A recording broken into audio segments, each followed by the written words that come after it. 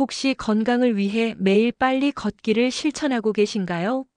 많은 분들이 빨리 걸어야 운동이 된다고 생각하며 땀을 뻘뻘 흘리며 걷곤 합니다. 저도 젊은 시절에는 그렇게 생각했습니다. 하지만 수년 넘게 환자들을 진료하며 그리고 제 스스로의 몸을 관리하며 한 가지 충격적인 사실을 깨달았습니다. 나이 들수록 빨리 걸으면 오히려 독이 될 수 있습니다. 이 말이 의아하게 들리시죠? 건강을 위해 걷는데 왜 빨리 걸으면 안 된다는 걸까요? 수많은 환자들이 무릎 통증, 허리 통증으로 고통받으며 저를 찾아왔고 그들의 걷기 습관을 살펴보니 공통적인 문제가 있었습니다. 바로 무리한 걷기였습니다. 저는 이 나이에도 매일 걷습니다. 하지만 저는 빨리 걷지 않습니다. 대신 저만의 진짜 오래 걷는 법을 실천합니다. 덕분에 여전히 무릎이나 허리 통증 없이 건강하게 활동하고 있습니다. 오늘 이 영상에서는 여러분의 관절을 보호하고 평생 건강하게 걸을 수 있게 하는 진짜 오래 걷는 법을 자세히 알려드리겠습니다. 기존의 상식을 뒤엎는 이 놀라운 걷기 비법을 끝까지 시청하시면 여러분의 관절 건강과 걷기 습관이 완전히 달라질 수 있습니다. 이미 관절이 안 좋다고 생각하시나요? 절대 늦지 않았습니다. 제 말을 믿고 지금부터라도 시작하시면 놀라운 변화를 경험하실 수 있습니다. 더 많은 건강 정보를 원하신다면 구독과 좋아요 부탁드립니다.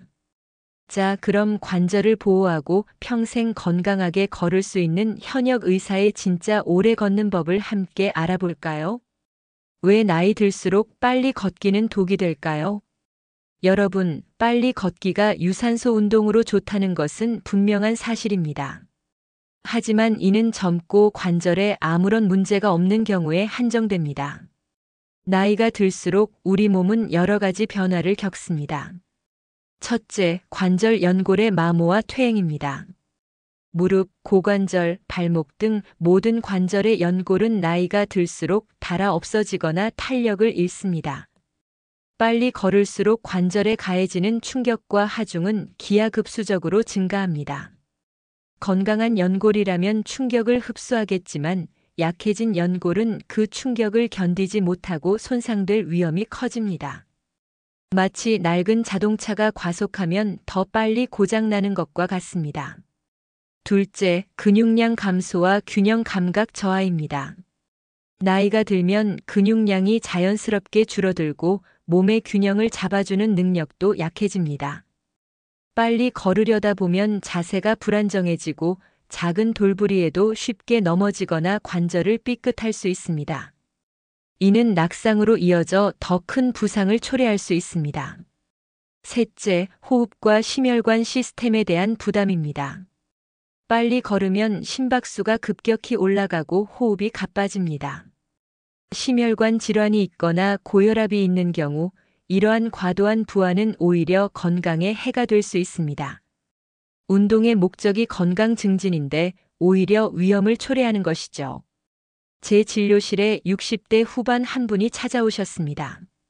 선생님, 건강을 위해 매일 빨리 걸었는데 무릎이 너무 아파서 이제 걷지도 못하겠어요. 라며 고통을 호소하셨습니다. 정밀 검사 결과 무릎 연골이 심하게 손상되어 있었습니다. 잘못된 빨리 걷기 습관이 오히려 독이 된 것이죠. 여러분, 걷기는 분명 최고의 운동입니다. 하지만 어떻게 걷느냐가 중요합니다. 지금부터 제가 관절을 보호하고 평생 건강하게 걸을 수 있는 진짜 오래 걷는 법을 알려드리겠습니다. 수많은 환자들에게 추천하여 놀라운 효과를 본 진짜 오래 걷는 법 5가지 원칙을 하나씩 자세히 알려드리겠습니다. 이 원칙들을 매일 걷기 습관에 적용하는 것만으로도 여러분의 관절은 보호받고 걷기가 즐거워질 것입니다. 첫 번째, 속도보다 자세에 집중하기. 빨리 걷는 것보다 바른 자세로 걷는 것이 훨씬 중요합니다. 어깨를 펴고 시선은 정면을 향하며 배에 살짝 힘을 줍니다. 발은 뒤꿈치부터 닿고 발 전체가 바닥에 닿는 느낌으로 지면을 밀어내듯 걷습니다. 팔은 자연스럽게 앞뒤로 흔들어 균형을 잡습니다. 스마트폰을 보며 걷는 것은 금물. 걷는 동안에는 자세에 집중하고 주변 풍경을 즐기세요. 거울이나 유리창에 비친 자신의 걷는 자세를 체크해 보는 것도 좋습니다. 두 번째, 보폭을 줄이고 걸음수를 늘려기. 보폭을 크게 하면 무릎과 고관절의 부담이 커집니다. 특히 내리막길에서는 더 큰 충격이 가해지죠. 보폭을 평소보다 10에서 20% 정도 줄이고 대신 걸음수를 늘려보세요. 작은 보폭으로 자주 걷는 것이 관절의 부담을 덜어주고 안정성을 높여줍니다. 걷기 시작할 때 의식적으로 보폭을 줄여보세요. 마치 땅에 발을 붙이고 미끄러지듯이 걷는다는 느낌으로 연습하면 좋습니다. 만보기 앱을 활용하여 걸음수를 체크하는 것도 동기부여에 좋습니다. 세 번째, 발바닥 전체로 지면을 느끼며 걷기. 발은 우리 몸의 주춧돌입니다. 발바닥 전체로 지면의 감촉을 느끼며 걷는 것이 중요합니다. 발가락부터 뒤꿈치까지 발바닥 전체가 지면에 고르게 닿고 발의 아치가 충격을 흡수하도록 합니다. 신발은 발에 편안하고 충격 흡수 기능이 좋은 것을 선택하세요. 맨발 걷기가 가능하다면 흙길이나 잔디밭에서 가끔 맨발로 걸어보세요.